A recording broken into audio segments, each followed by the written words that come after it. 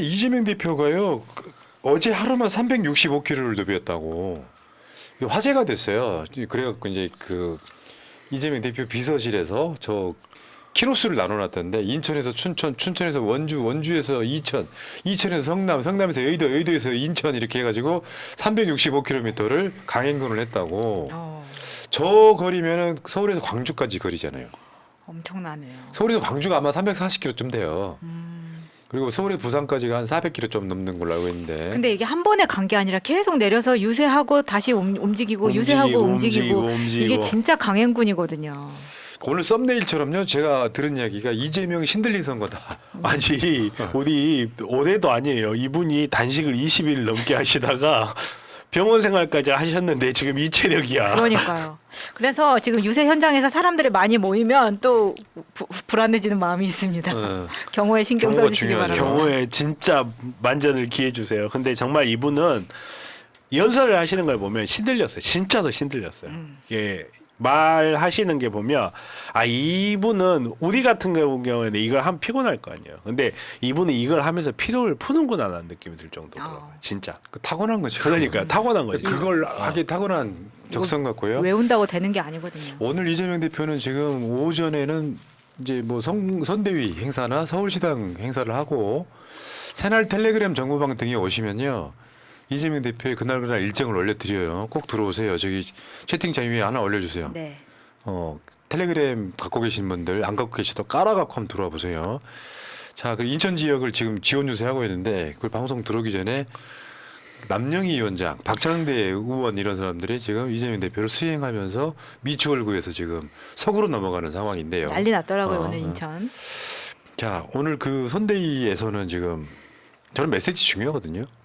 새날도 방송에 자막을 달아드리는 이유가 소리를 안 들어도 무슨 말을 하는지 알게끔 메시지 전달 때문에 그러는 거거든요.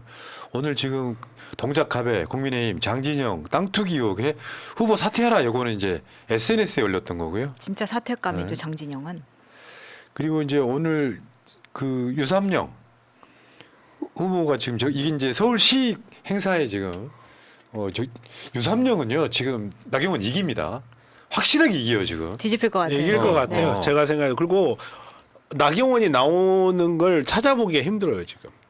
되게 정말 이분이 정치를 쉬면서 완전히 가버렸구나 하는 생각이 들 정도로 뭔가 이슈를 빨아들이지도 못하고, 우리가 좋게 보건 안 좋게 보건 이 사람은 호불호를 떠나서 나경원이라는 캐릭터가 이슈를 빨아들이는 캐릭터긴 했거든요. 그러니까. 근데 그 장점을 전혀 못 살리고 있더라고요 지금.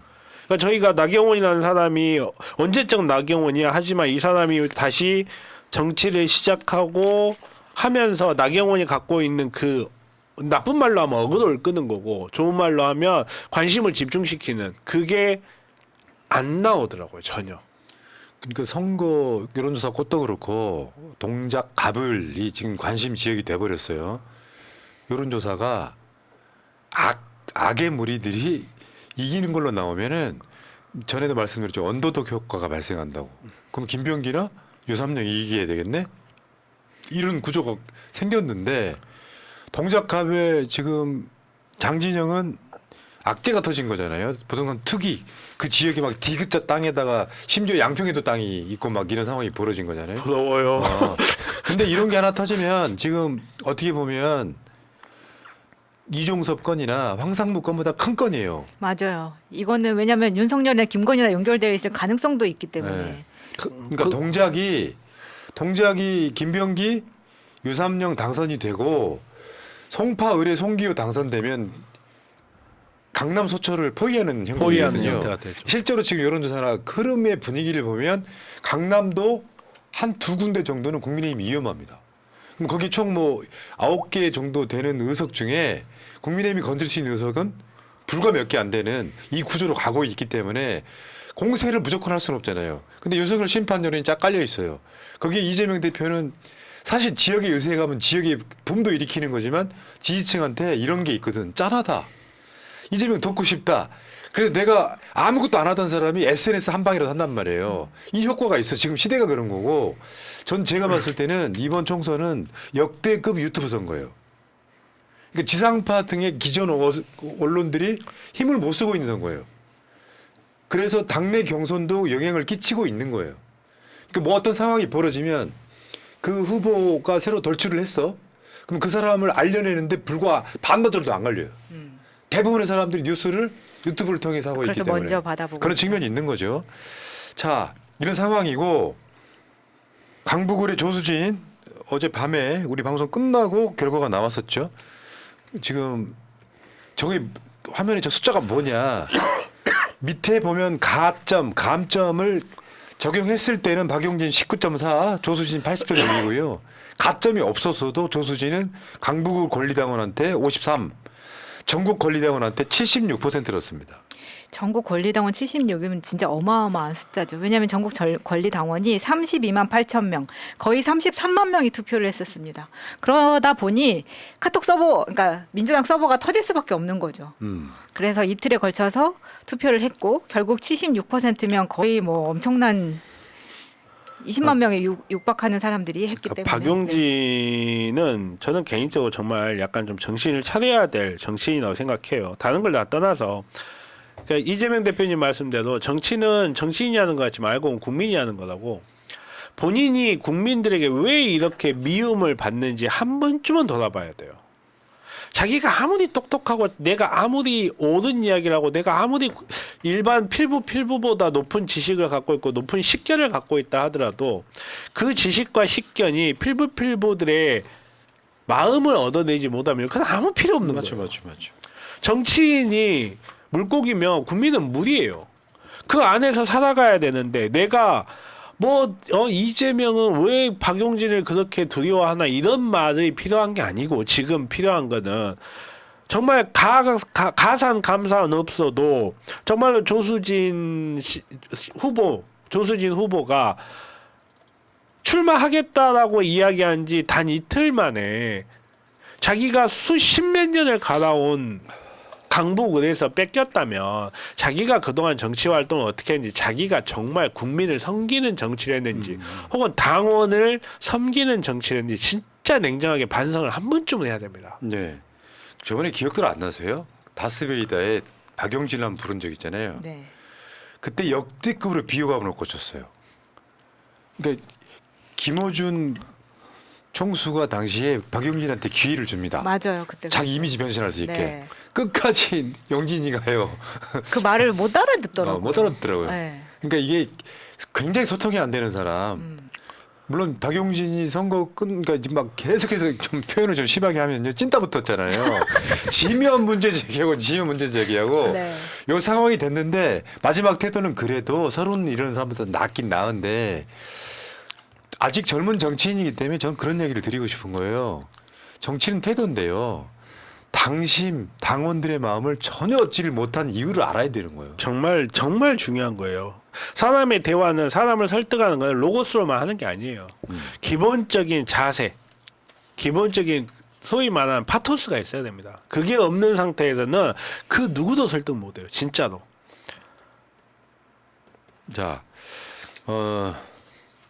그리고 마지막이었죠, 마지막. 그러니까 경선 후보가 됐지만 국회의원 후보가 됐지만 직이 날아갈 수 있는 사람이 한 명 있었어요. 불법 선거운동의 광주 북구의 정준호 후보. 어제 밤 심야까지 회의를 합니다. 민주당 지도부가.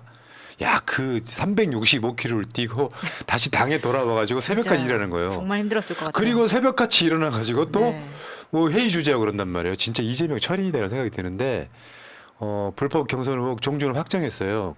이게 이제 윤리감찰단이 먼저 떠요. 이게 무슨 문제가 있느냐. 왜냐하면 당선이 돼도 날아갈 수가 있기 때문에 윤리감찰단이 며칠을 가서 현장 실사를 하는데 정준호 후보가 개입된 증거가 없다라고 결론 내리고 후보로 확정을 해서 민주당 경선이 이걸로 딱 완전히 끝났죠. 이제 다 끝났죠.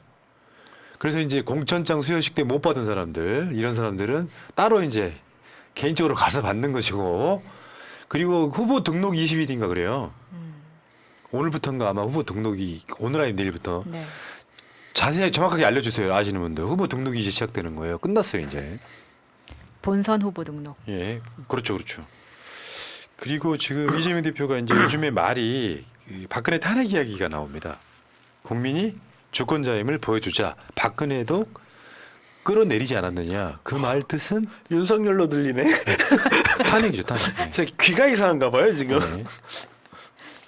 네. 이제 말하자면 그런 게죠. 오늘 조국 대표 인터뷰도 했습니다만 쌍끌이로 가고 있는 거예요. 가고 있는 거예요. 그 큰 집에 이재명 큰 기둥이 하나 있고 새로운 기둥이 하나 있고 그래서 지금 포위망을 좁혀가는 분위기라고 보시면 돼요. 그러니까 우리가 봤을 때는 시원시원하지 않다. 사이다 이재명이 왜 저러느냐 할 수도 있는데 민주당 같이 거대 정당을 쉽게 움직이게 할 수가 없어요. 빨리빨리 움직이면 사고 나요. 탈나요. 그러니까 최소한 국민들을 자극하거나 언론을 자극하지 않는 워딩을 사용하는 거죠. 그 앞에서 조국 혁신당이 윤석열 탄핵을 이야기한 건 아니죠. 조기 종식을 이야기하면서 대드덕을 이야기해 주니까 민주당도 그거 보면서 잠깐만 있어봐. 쟤들 저거 하니까 인기 있는데 야 우리도 살살 움직여 볼까? 이제 박근혜 탄핵을 이야기하기 시작하죠. 옛날의 기억을 여러분들 우리 박근혜도 탄핵 시켜놨잖아요. 합니다. 그렇게 움직이면 좀 있으면 국민의힘도 윤석열 탄핵을 이야기할 겁니다. 진짜예요, 그거는. 한 명이 이야기 처음에는 차마 그 이야기를 못해요. 그 이야기 했다 손가락질 받을 것 같거든. 근데 한 명이 이야기해서 인기 얻어요. 저쪽에 잘생긴 꽃중년이 대드덕 이야기하고 조기종식 이야기하니까 인기 많아. 사람들 장사 돼. 야 우리도 유사 메뉴 하나 출시해봐. 4월 10일 날 총선 뒤집어지잖아요. 그러면 정말로 국민의힘이라고 해서 세상에 제일 의리 없는 조직이 어디? 걔네들이에요. 예. 걔네들이 먼저 이야기합니다. 그래야 자기네들이 살기 때문에 국회의원 더 해먹을 수 있으니까. 그러니까 지금 이재명 대표가 우리는 지금 과반 넘어야 된다. 이거는 분명히 엄살성이 있고요. 밑바닥 여론을 보면 제가 설명을 좀 해드릴게요. 수도권은 국민의힘한테 어마어마하게 안 좋습니다. 전체 국회 의석이 254석이잖아요. 네. 수도권 다 합치면 122석이에요. 근데 이 서울, 인천, 경기에서 인천, 경기, 서울 플러스 해가지고 국민의힘이 지금 판세로는 10석 얻기 힘들어요. 서울, 인천, 경기 다 합쳐가지고. 변화가 있겠죠. 그러면 저쪽에서 대략적으로 한 15석 얻는다고 생각해봐요. 그 다음에 영남이 전체가 65석이에요.